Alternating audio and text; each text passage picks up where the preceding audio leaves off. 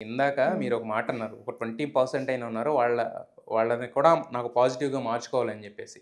So, వాళ్ళకి ఏం జెప్తారు? అంటే మీరు 'బిగ్ బాస్' షోలో మీరు ఎలా అంటే ఎలాంటి చూపించాలనుకుంటారు? మీ వ్యక్తిత్వం ఇప్పుడు బయట కూడా నాకు తెలిసి నటించేది మీరు ఇదేమి ఉండదు. జనరల్‌గా ఎలా ఉంటారో అలాగే ఉంటారు అలాగే గదా! ఉంది. సో, అక్కడికి వెళ్ళడం ద్వారా మీరు కొత్తగా ఏం ప్రొవైడ్ చేద్దాం అనుకుంటున్నారు? వాళ్ళకి ఏం చెప్పాలనుకుంటున్నారు మీ వాయిస్ ద్వారా వాళ్ళకి? నేనేమి చెప్పను కూడా నేనేంటో తెలుసుకోండి. నన్ను మీరు చూడండి.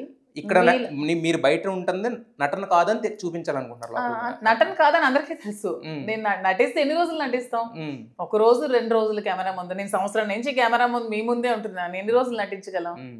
నటించను. హ్మ్. సో, నేనెప్పుడు రియల్‌గానే ఉంటాను. హ్మ్. తెలియని వాళ్ళు కూడా ఇంకొంచెం తెలుసుకోండి. తెలుసుకొని హ్మ్. వాళ్ళకి చేరువవుదాం అంతే. అనేది మీ ఇది. నా ఆలోచన. 'బిగ్ బాస్' హౌస్‌లో మీకు స్ట్రాంగ్ కంటెస్టెంట్ అని మీరెవరిని ఫీల్ అవుతున్నారు?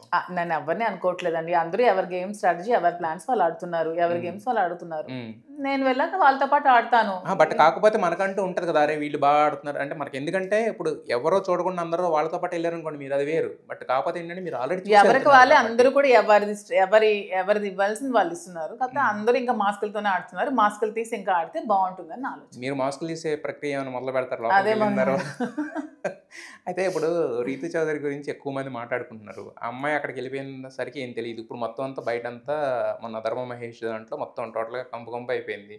సో, ఇవేమన్నా లోపల కన్వే చేయొచ్చా మీరు? కన్వే చేద్దాం నేనెందుకు అనుకుంటున్నారా? కన్వే చేస్తానండి. కన్వే చేస్తామంటే ఇప్పుడు స్ట్రాంగ్ కంటెస్టెంట్‌లు అనుకున్న వాళ్ళని పీకుతమే కదా మన పని. అ అది కూడా అలా ఉంటదిగా. అలా కన్వే ఇట్స్ చేయాల్సిన అవసరం అలా అహా! కాదు. కానీ బయట బయట మాత్రం అలా వీడియోస్ చేసేవాళ్ళు మాత్రం తప్పు.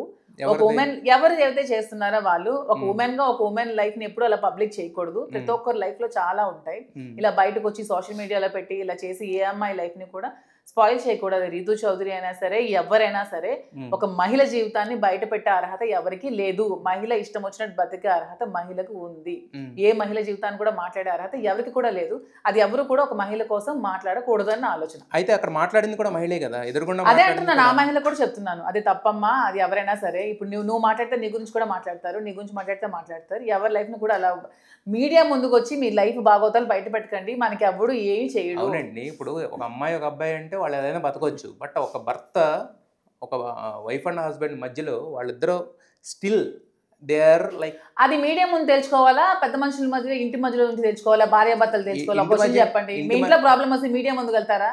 ఎళ్ళవండి. అదే నేను జెప్తున్నాను. ఇప్పుడు ఆవిడ చెప్పింది కూడా ఏంటి?